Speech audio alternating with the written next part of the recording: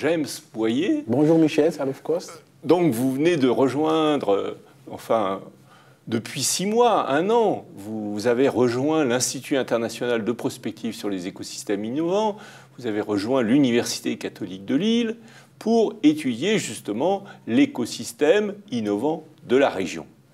Donc, dans cette première vidéo, nous allons essayer de comprendre votre parcours de vie et comment vous êtes arrivé à Lille, tout simplement.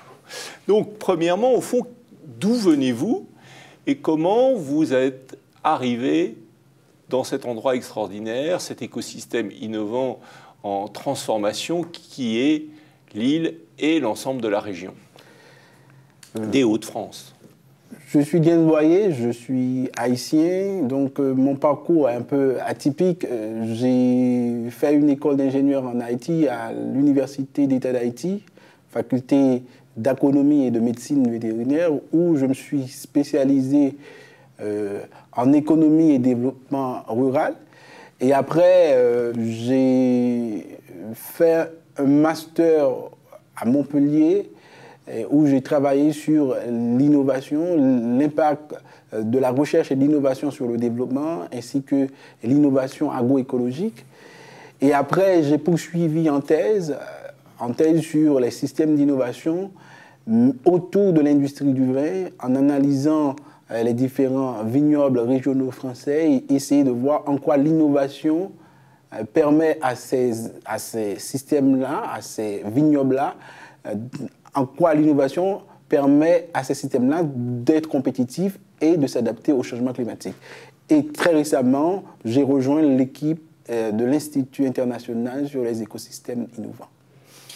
Alors évidemment, la région Hauts-de-France, c'est une des régions les plus dynamiques de France, comme chacun sait, parce que c'est aussi un des bassins, c'est au cœur d'un des bassins, peut-être du bassin le plus concentré en termes de clients, puisqu'on est dans un endroit tout à fait particulier de la planète, au cœur du marché européen. Et dans votre passé, vous aviez travaillé sur tout de même un secteur aussi exceptionnel, une filière exceptionnelle pour la France, le vin. Est-ce que vous pouvez nous dire 2 mots sur votre expérience dans le secteur vertical, enfin le secteur du vin?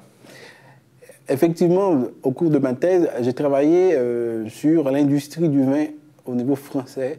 Et j'ai étudié les systèmes d'innovation de ces vignobles régionaux.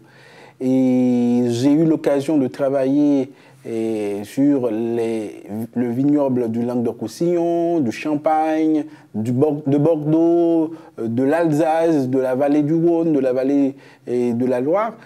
Pour essayer... pas la Bourgogne? Et la Bourgogne aussi, pour essayer de voir quels sont les facteurs de compétitivité de ces vignobles, essayer de voir quel rôle que joue la recherche et l'innovation dans la compétitivité de ces vignobles et comment l'innovation permet à ces vignobles-là de s'adapter au changement climatique. Donc, effectivement, c'était cibler un seul secteur, le secteur du vin, et maintenant, je suis plutôt sur une région où il y a plusieurs secteurs qui interagissent dans un seul écosystème. Alors pourquoi c'est intéressant pour vous, après avoir étudié un secteur, d'étudier une région? C'est intéressant parce que ça permet de faire la complémentarité dans l'analyse des systèmes d'innovation. Parce qu'il y a plusieurs façons d'étudier les systèmes d'innovation. Et une des façons, c'est l'approche politico-administrative. Et ça permet, l'étude régionale permet de compléter l'étude sectorielle dans une perspective d'analyse d'écosystèmes en termes de critères politico-administratifs. Alors on va revenir dans les prochaines vidéos sur ce que vous faites actuellement, c'est-à-dire étudier à la région de France. Mais dans cette vidéo qui reprend un peu votre propre histoire, vous me disiez, pendant qu'on la préparait, à quel point vous aviez été surpris par la région du Champagne, qui est effectivement hors norme. Pourquoi le Champagne est un avantage concurrentiel majeur pour la France? Pourquoi c'est extraordinaire réussite. Qu'est-ce qui explique cette réussite du champagne dans le monde entier? Premièrement, on peut parler des spécificités du champagne, la singularité du vin et les savoir-faire locaux en lien avec les caractéristiques pédoclimatiques, etc. Et le fait aussi par les acteurs de pouvoir se rencontrer et aussi de s'approprier des nouveaux résultats de la recherche. Et il y a un acteur clé au sein de cet écosystème, et nous l'avons bien identifié dans le cadre de notre thèse, c'est le comité interprofessionnel des vins de Champagne, le CIVC. Et cet acteur-là, non seulement il investit dans la recherche, et il crée des liens avec des centres de recherche sur toute la France, au niveau de Bordeaux, au niveau de Montpellier et au niveau de Bourgogne, même à l'international, en Californie. Et non seulement il investit sur la recherche de la recherche et développement, mais aussi il favorise des rencontres entre les viticulteurs, des chercheurs et d'autres opérateurs pour favoriser l'absorption par les viticulteurs des nouveaux résultats de la recherche qui permet en fait à ces viticulteurs-là de toujours rester compétitifs dans la production du vin de qualité qu'est le vin de Champagne.